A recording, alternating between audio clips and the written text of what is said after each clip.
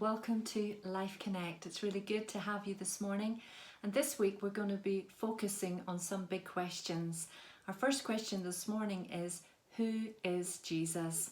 In Matthew chapter 16, verse 13 to 18, Jesus comes into the district of Caesarea Philippi. It was historically a centre for Baal worship, and the temple was dedicated to the Greek god Pan. And at the entrance of the temple there was a rock formation where water would gush out. And it was the practice of Pan worshippers to offer their children by throwing them into this rock formation full of water.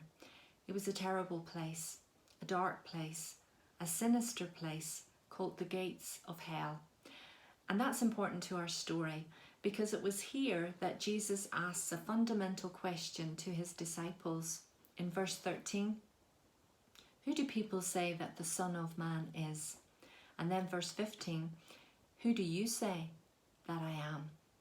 Two questions with one confession, declaration in response.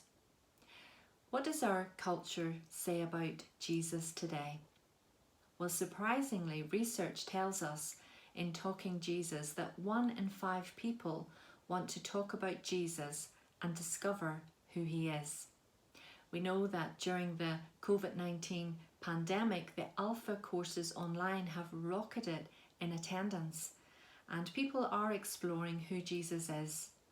And for those who discover who he is, their lives are transformed.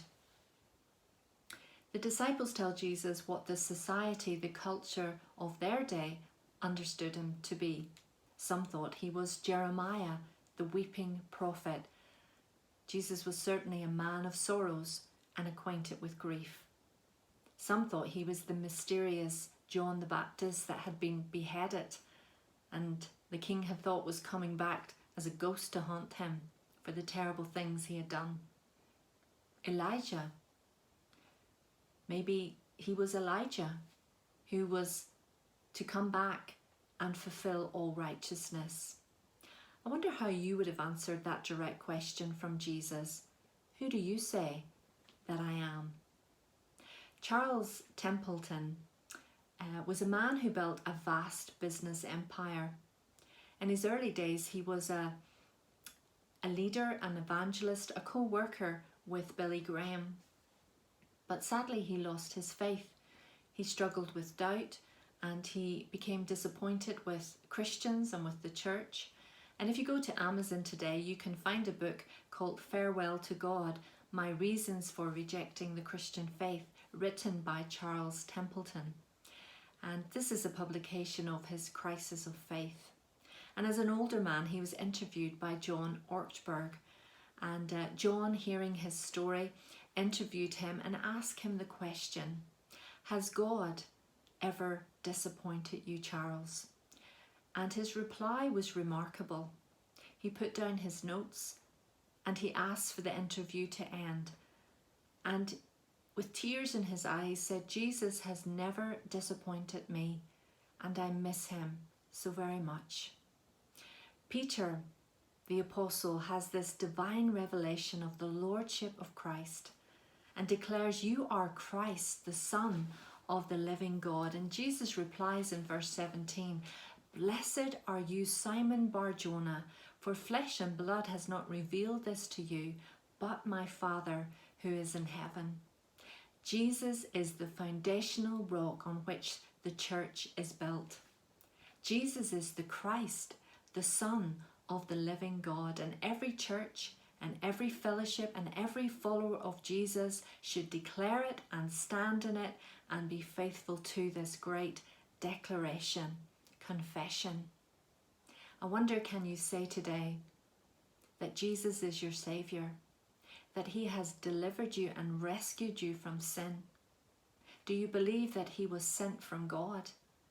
Do you believe that he was the anointed one, the Messiah, the bringer of hope and of peace and of joy? Is he the long-awaited one, the light in the darkness, the joy in the pain of life, the hope of the world? Can I say, if you don't know who Jesus is, that if you need forgiveness and a new start, you will find it in Jesus. If you need to be rescued or delivered in the crisis of life at this moment, you will find that deliverance, that salvation in Jesus. If you need and want love and peace and joy, it's Jesus. All of these things can be found in Jesus. Whatever your situation, whatever you're facing today, good, bad, impossible, Jesus is the answer to your question, to your need. In the uncertainties of life and the unexpected happenings that can rock us to the core, Jesus will be there. He sees, he knows, he cares, and he can help you and see you through. You know, what you think and believe about Jesus is so very important. It impacts everything in life. Your priorities, your decision making, your life choices, your wallet, your relationships, your retirement, every season of your life, because he is the one that we give our lives to. Peter declares the lordship of Christ at the gates of hell. And Jesus himself makes an assault on the work of the enemy here, standing at this terrible place where babies are murdered. He declares, these gates, this culture, this evil is not stronger than I am. The language of the church, God's people, is to advance and push back the darkness, to declare to the darkness there is light, to speak into the disappointments of life and say there is hope. When you get a revelation of who Jesus is and what he has done, you have authority to stand in this evil day. I don't want to give my life to something that doesn't make a difference in this world, and I know you don't want to either. I want to be part of a community, a church that declares with confidence and conviction and humility and grace who Jesus is and what he has come to do. Peter the apostle saw who Jesus was, and he declared it, and he let this truth shape his life, his entire life. Peter with his band of brothers faced a hostile world, and they stood firm, and they turned that world upside down by declaring who Jesus was till the very last breath that they breathed. Nothing can ever dethrone, remove, or defeat King Jesus. Nothing is stronger than him. Jesus is building his church, and the gates of hell will not prevail against it. This revelation, this truth of who Jesus is, let it encourage you today. Let it permeate your soul. Declare with confidence who Jesus is to your neighbour, to your friends, to your family. He is Christ, the Son of the living God. Nothing is stronger than him. Not even coronavirus, not even a pandemic. I want to finish this morning with a prayer from Desmond Tutu. And he says, goodness is stronger than evil, and love is stronger than hate, and light is stronger than darkness. Life is stronger than death. Victory is ours through him that loved us. Wow. Let's step into this day with this revelation, this truth of who Jesus is and who we are in him. Our second big question we will explore tomorrow morning is, how is the death and resurrection of Jesus relevant to me? Jesus lived 2,000 years ago, 2,000 miles away.